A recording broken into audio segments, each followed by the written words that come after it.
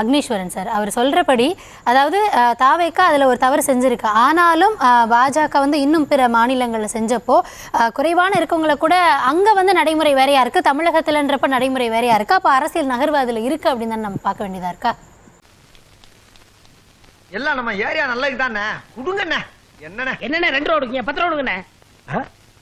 நான் ஒரு அரசியல்வாதி, நானே இந்த ஏரியாவில் இன்னும் வசூல் ஆரம்பிக்கல, அதுக்குள்ள இவனுக்கு ஆரம்பிச்சிட்டானுங்களா? யாரு முதலமைச்சர் ஆகணும்? தாவேகாவினுடைய தலைவர் முதலமைச்சர் ஆகணும். அந்த முதலமைச்சர் போய் யாராவது திரு திருமாவளவன் அவர்களையோ அல்லது கம்யூனிஸ்ட் இயக்கங்களுடைய 2 தலைவர்களையோ பார்த்திருக்கிறாரா? அடுத்து வர 5 வருஷம், அது என்ன 5 வருஷம், அடுத்து வர எல்லா வருஷமும் நீங்க சொல்றத நான் கேட்கிறேன். இல்ல அவங்க கட்சியில இருந்து போயிருக்காங்க, காங்கிரஸ்லயுமே போய் அவர் பார்க்கல, பேசினாங்க, அதுக்கப்புறம் முடிவாச்சு, அதுக்கப்புறமா மரியாதையா ஃபார்மலா என்ன பண்ணணுமோ அதெல்லாம் பண்ணாங்கல்ல. போயிருக்காங்கன்னா திரு சிடிஆர் நிர்மல்குமார் நாட்டுல முதலமைச்சராக போறாரு. அவர்தான் நேரா போய் கேட்கணும்ன்றீங்களா? இல்ல, யாருக்கு தேவைன்னு கேக்குறேன். நம்ம ஏமாத்திட்ட ஆளு. அட ஆமா டாய்யா.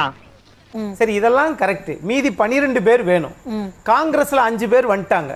அது திமுக வாக்குகளும் அதுல இருக்கு. ஆனா காங்கிரஸ் 5 பேர் வந்துட்டாங்க. காங்கிரஸ் வந்து அந்த ராஜ்யசபாவை திருப்பி திமுக கொடுத்துருமா? என்னடா கேக் கேஸ் ஸ்டவ் மாதிரி விழிஞ்சு போச்சு. அதுதான் காங்கிரஸுடைய நோக்கம். அப்ப நீங்க முன்னாடியே வச்சிருந்தீங்கன்னா திமுக 28 இடத்துக்கு பதிலா உங்களுக்கு 8 இடத்தை கொடுத்துட்டு மீதி 20 இடத்துல அப்ப அவங்களுடைய தலைமையில அந்த முடிவு எடுக்கல. இப்பதானே இந்த முடிவு எடுத்திருக்காங்க. ஏன் தெரியுமா?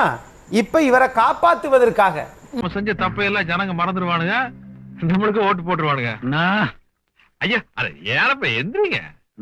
கசக்கி போடுறது ஒரு ஆளுக்கு அன்று வரல, அரசியல் தத்துவத்தையே சொல்லிட்டீங்கன்னா சீட்டு கொடுத்த காப்பாத்தின திமுக விட்டுட்டீங்கல்ல. அவங்க என்ன ஸ்டாண்டுக்கு வராங்கன்னா திமுகவை காப்பாத்துறதா தாவேக்காவா இல்ல அதன் சார்ந்த தமிழக நலனை காப்பாத்துறதான?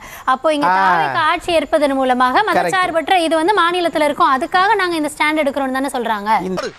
இருந்தாலும் உனக்கு நக்கல் ஜாஸ்தினே. இப்படிதான் காலையிலே வந்து ஏதாவது ஒரு பிட்ட போட்டு போயிடுவா. வர்ற தமிழ்நாட்டினுடைய முதலமைச்சர் மாண்புமிகு மு.க. ஸ்டாலின் அவர்கள் ராஜினாமா செஞ்சிட்டார்.